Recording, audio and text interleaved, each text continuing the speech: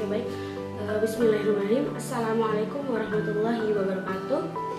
Perkenalkan, nama saya Zaiza Atifatun Nafi'ah, semester 5 dari kelas SAG dengan NIM 1011901880. Di sini saya akan menjelaskan mengenai rukun dan unsur wakaf. Rukun dan unsur wakaf ini saya ambil dari, kalau rukun saya ambil dari kesesuaian dengan fikih dan 4 mazhab. Kalau unsur wakaf saya ambil dari hukum positif dan Undang-Undang Nomor 41 Tahun 2004 tentang wakaf. Untuk rukun wakaf ini ada menurut Hanafi. Menurut Hanafi ini adalah sigot, yaitu pengakuan gitu. Kalau menurut jumhur ulama, rukun wakaf itu ada wakif, mauquf alaih, mauquf bihi, dan sigot. Mauquf alaih itu adalah yang penerima wakaf tersebut. Jadi penerima manfaat atau penerima wakaf gitu. Untuk mauquf bihi di sini itu adalah harta benda wakaf. Nah, yang terakhir sigot. Sigot itu adalah ikrarnya wakaf gitu. Di sini saya akan membahas tentang wakif terlebih dahulu. Wakif di sini menurut fikih syarat kecakapan wakif yang pertama adalah berakal, balik, terus ada tidak dalam tanggungan atau perwalian, kemauan sendiri tanpa paksaan, dan merdeka. Maksudnya di sini berakal, itu dia tidak dalam gangguan jiwa gitu ya. Yang selanjutnya balik. Balik di sini dia sudah dewasa dan sudah mengerti gitu tentang wakaf tersebut. Yang selanjutnya yaitu tidak ada dalam tanggungan. Tidak dalam tanggungan ini dia tidak dalam perwalian, maksudnya dia sudah bisa sendiri gitu, sudah dewasa seperti itu. Selanjutnya ada kemauan sendiri tanpa paksaan.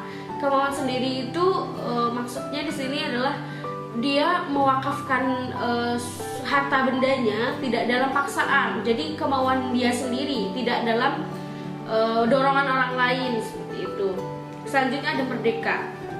Yang kedua ada syarat kecakapan wakaf maksudnya tidak terlilit hutang dan sehat dan tidak sakit berat. Maksudnya di sini adalah tidak terlilit hutang. Dia tidak mempunyai hutang kepada orang lain. Jadi harta bendanya cukup punya dia sendiri. Tidak ada harta benda orang lain. Tidak terlilit hutang. Tidak menghutang kepada orang lain gitu. Selanjutnya ada sehat dan tidak sakit berat. Maksudnya di sini adalah dia itu tidak sedang sakit, dia harus sehat jasmani maupun rohaninya. Selanjutnya ada jenis wakif menurut Undang-Undang Nomor 41 Tahun 2004 Pasal 71. Di sini adalah jenis wakif itu ada 3, yaitu perseorangan, organisasi, dan badan hukum. Nah, untuk nanti akan dijelaskan lebih lanjut. Yang kedua saya akan membahas tentang mauquf alaih. Mauquf alaih ini kan tadi tentang penerima wakafnya. Nah, syaratnya itu penerima itu harus berorientasi ke kebajikan. Maksudnya di sini adalah yang penerima wakaf ini dia berbuat baik, tidak berbuat maksiat atau tidak pokoknya tidak melenceng dari syariat gitu. Nah, yang menurut Hanafi itu dia tuh harus mendekatkan si penerima ini harus mendekatkan diri kepada Allah. Nah, menurut Maliki tidak suka maksiat dan dia tidak suka maksiat. Selanjutnya ada penerima wakaf hendaknya kontinu atau tidak terputus. Maksudnya di sini jika ada kemungkinan terputus, maka Malikiyah itu dikembalikan ke wakif. Nah, menurut Syafi'iyah wakaf ini tidak sah gitu. Yang ketiga, penerima bukan diri sendiri. Jadi misalkan kita mewakafkan harta benda kita. Nah, wakafnya ini untuk diri kita sendiri. Nah, itu tidak boleh gitu. Yang selanjutnya ada penerima cakap hukum. Jadi yang menerima wakaf ini dia harus mengerti dan memahami penuh arti dari wakaf tersebut, hukum wakaf tersebut gitu. Selanjutnya ada mauquf bihi. Mauquf bihi ini ada patokannya adalah mempunyai nilai. Mauquf bihi kan harta benda wakaf. Nah, harta benda wakaf ini harus mempunyai nilai yang berharga gitu. Dan selanjutnya ada jelas barangnya.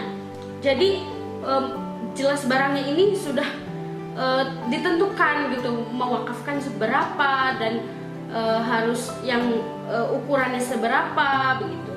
Selanjutnya adalah milik wakif harus ada buktinya. Nah, kepemilikan ini harus ada buktinya, misalkan sertifikat tanah, misalkan mewakafkan tanah. Nah, yang harus ada buktinya itu ya sertifikat tanah tersebut, dan di situ sudah tertera ukuran-ukurannya begitu. Sigot. Nah, di sini kita mau tentang sigot. Sigot itu ikrar wakaf. Ikrar wakaf ini harus jelas. Misalkan kalau jelas itu saya mewakafkan tanah ini dengan besar 1000 meter atau 2000 meter di jalan bla bla bla gitu. Jadi harus jelas, pengucapannya itu harus jelas begitu. Selanjutnya samar. Yang samar, kalau samar itu silahkan kelola tanah ini lalu hasilnya kasih ke panti ini gitu. Nah, itu kan samar, belum jelas gitu, belum jelas. Nah, di sini hukumnya itu ikhtilat atau berbeda pendapat oleh para ulama tuh, berbeda pendapat tentang sigot samar ini gitu. Terus selanjutnya kita akan membahas tentang unsur wakaf. Unsur wakaf menurut hukum positif seperangkat syarat yang diatur dalam undang-undang wakaf yang ditujukan agar suatu peristiwa wakaf diakui oleh pemerintah dan harta benda wakaf bisa memiliki manfaat yang berkelanjutan. Jadi maksudnya di sini adalah wakaf ini sudah diatur dalam undang-undang, dalam pemerintah, dan keperuntukannya itu sudah bisa dimanfaatkan keberlanjutan gitu.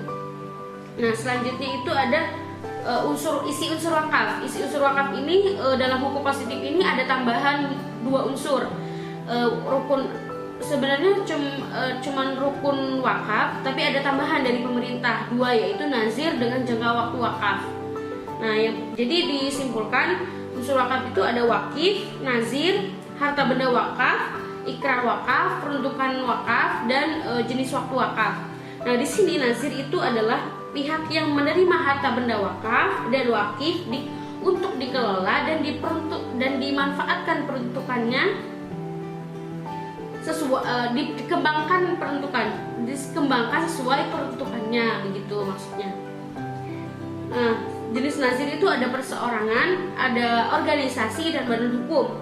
Nah, yang dengan perorangan ya perorangan aja gitu ya. Kalau organisasi, dia organisasi harus sudah terdaftar dalam Kemenkumham. Terdaftar di Kemendagri maksudnya. Nah, kalau badan hukum harus terdaftar di Kemenkumham gitu. Untuk jangka waktu wakaf di sini pada dasarnya wakaf itu seharusnya untuk jangka waktunya itu tidak terbatas. Nah, contohnya seperti tanah, sumur gitu. Nah, ketentuan jangka waktu wakaf yang mazhab Maliki yang dimana membolehkan wakaf ada jangka waktunya itu, misalkan contohnya tanah itu misalkan selama-lamanya. Terus uang paling sedikit 5 tahun bisa diukur jangka waktunya. Sedangkan benda bergerak selain uang, contohnya motor, memiliki masa pakai dalam jangka waktu lama. Begitu. Jadi untuk yang kebutuhan yang jangka waktu wakaf ini diperbolehkan oleh mazhab Maliki yang mengikuti mazhab Maliki gitu, dan ketentuannya juga pun ada gitu. Mungkin cukup sekian penjelasan dari saya, kurang lebihnya mohon maaf. Wassalamualaikum warahmatullahi wabarakatuh.